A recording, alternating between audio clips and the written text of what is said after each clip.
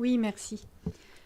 Juste un petit point technique. En fait, moi, je suis assez d'accord avec Madame Ménétrier que le sport est réellement un vecteur d'émancipation et la politique est suffisamment structurante pour qu'on ne traite pas ces trois délibérations de façon cumulée.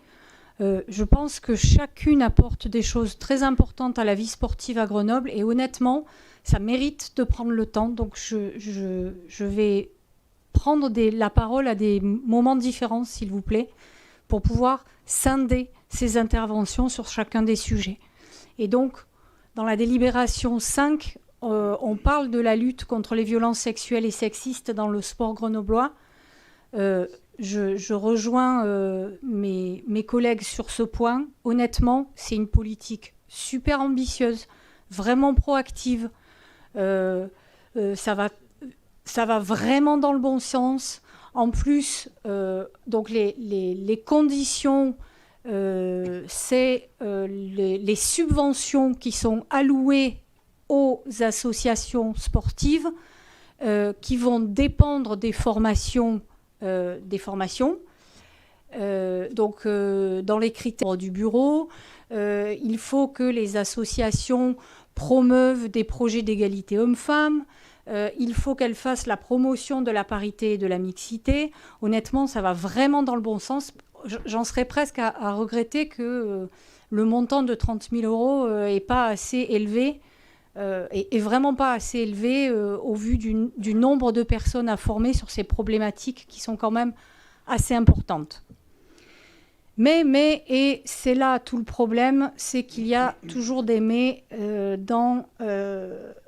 dans votre façon de proposer les choses. Et le premier de ces mais, on le retrouve en axe 1. Donc axe 1, encourager les cellules de soutien et de médiateurs. Attention à une chose, Laura Pfister le disait aussi, on ne va pas réinventer l'eau chaude et on ne va pas créer une cellule d'écoute. Attention, pas de justice d'exception. On ne peut pas s'improviser écoutant ou médiateur. Écoutant, c'est un vrai métier, une vraie compétence.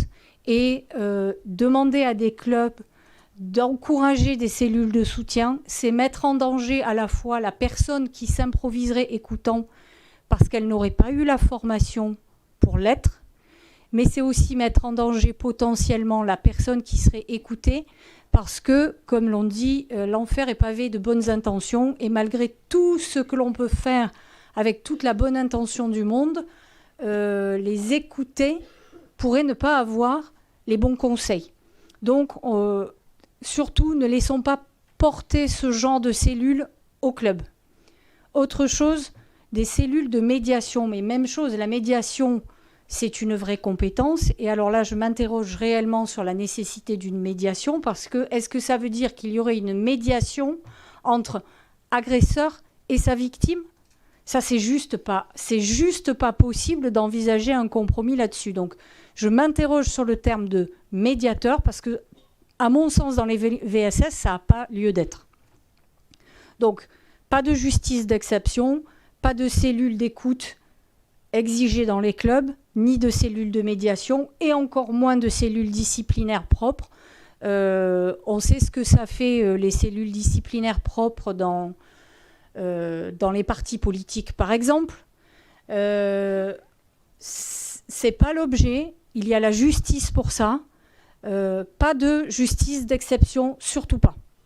Donc la proposition, éventuellement, ça serait que la ville de Grenoble contractualise avec des associations qui savent faire ça, qui ont ce genre de compétences, qui pourraient avoir des lignes d'écoute 24 heures sur 24 avec des professionnels qui pourraient orienter vers des psychologues, vers des médecins, voire aider des victimes qui les appelleraient à s'adresser à la justice si nécessaire, ou même qui les accompagnerait si besoin. Ça serait la vraie bonne solution, me semble-t-il. Et c'est d'ailleurs des solutions qui sont utilisées dans les grandes écoles en France pour ne pas laisser les étudiants en difficulté face à ce genre de problématiques. Ça peut tout à fait se dupliquer dans le sport.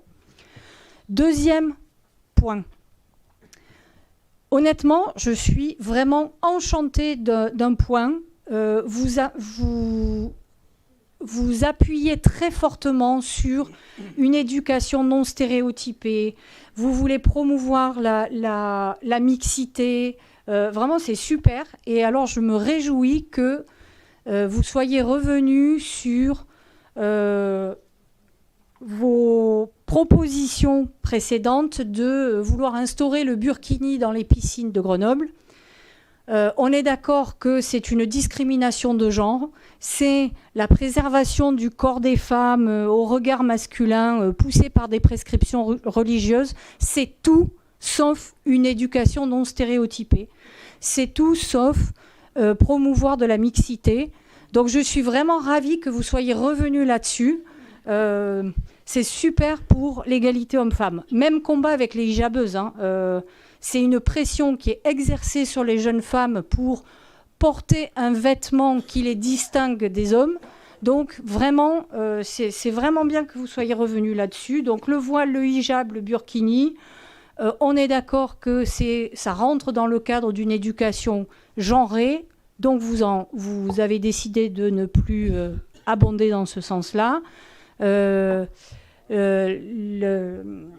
Les Nations Unies parlent d'apartheid de genre, hein, donc, et ça va vraiment à l'encontre des bases que vous posez dans cette délibération. C'est super que vous reveniez là-dessus. En fait, je vous fais même une proposition. On pourrait éventuellement demander aux clubs sportifs d'ajouter dans leur statut la règle 50 de la charte olympique, règle 50 qui dit exactement... aucune sorte de démonstration ou de propagande politique, religieuse ou raciale n'est autorisée dans un lieu, site ou autre emplacement olympique. Cette règle vise à assurer la neutralité, alors politique et religieuse certes, mais par extension dans le sport, de genre. Et ça, c'est vrai, ça serait un bon point et ça permettrait de mettre tout le monde d'accord, y compris sur les difficultés religieuse ou politique. Dernière chose, et alors cette dernière chose, on la trouve insidieusement dans la délibération suivante, c'est votre volonté de recenser les personnes non-binaires. Recenser les personnes non-binaires, ça veut dire en fait que vous vous tirez une balle dans le pied par rapport à la politique de lutte contre les discriminations envers les femmes. C'est contre-productif. D'abord, vous mettez des étiquettes qu'à mon avis, vous ne voulez pas vous-même, c'est-à-dire désigner du droit des gens, c'est vraiment pas souhaitable. Et en plus, c'est contre-productif parce que vous invisibilisez les femmes à l'inverse des intentions que vous avez dans cette délibération.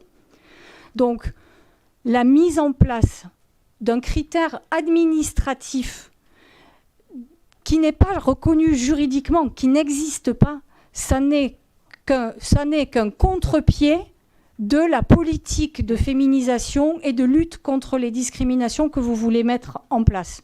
Donc, attention à ne pas chercher à, satisfaire une petite minorité d'activistes qui ont un agenda politique, alors qu'en fait, vous avez une vraie politique hyper ambitieuse et hyper proactive sur la lutte contre les VSS et les égalités de genre. Je vous remercie.